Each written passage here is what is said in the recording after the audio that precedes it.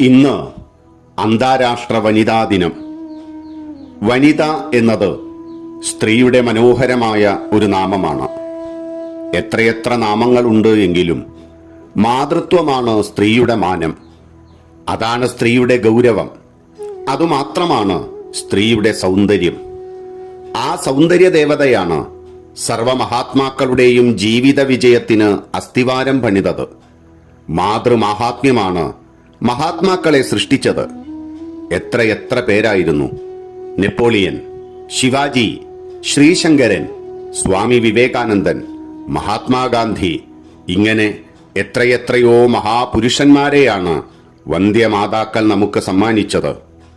പക്ഷേ ഇന്ന് പരിഷ്കാരം തലയ്ക്കു പിടിച്ച് യൂറോപ്പിനെ പോലെ ആകാൻ അനുകരിച്ച തലമുറ വളർന്നു വന്നപ്പോൾ ആ മൂല്യവാക്കിനും അപജയം സംഭവിച്ചു. ഇന്ന് ചിലരെല്ലാം പ്രസവിച്ചിട്ടും വന്ധ്യകളായി തീർന്നിരിക്കുന്നു. പ്രേമരശ്മി എത്തിനോക്കാത്ത, സംസ്കാരത്തിന്റെ പൊൻപ്രഭ വീശാത്ത ചില സ്ത്രീ ഹൃദയങ്ങൾ ഉണ്ടാകുന്നു.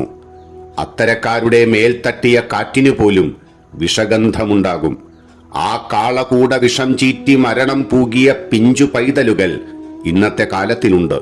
ബാക്കിയുള്ളവർ ആ കാറ്റ് ശ്വസിച്ചു വളരുന്നു. അങ്ങനെയുള്ള കുട്ടികളുടെ രക്തത്തിൽ തന്നെ ആ വിഷം കലരുന്നു. ജീവിതം ദുഷിച്ചു പോകുന്നു. ഇതിനെല്ലാം അറുതി വന്നേ പറ്റൂ.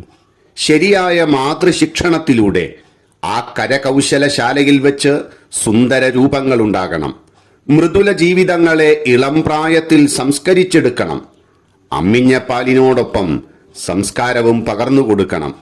അതിനായി വിശ്വജനനിയുടെ ചൈതന്യമായി, ഓരോ ഗൃഹത്തിന്റെയും പൊൻവിളക്കായി, വേദനയിൽ ഔഷധമായി, കൂരിരുട്ടിലൊരു പാലുളി നിലാവായി അമ്മമാർ പുനർജനിക്കട്ടെ.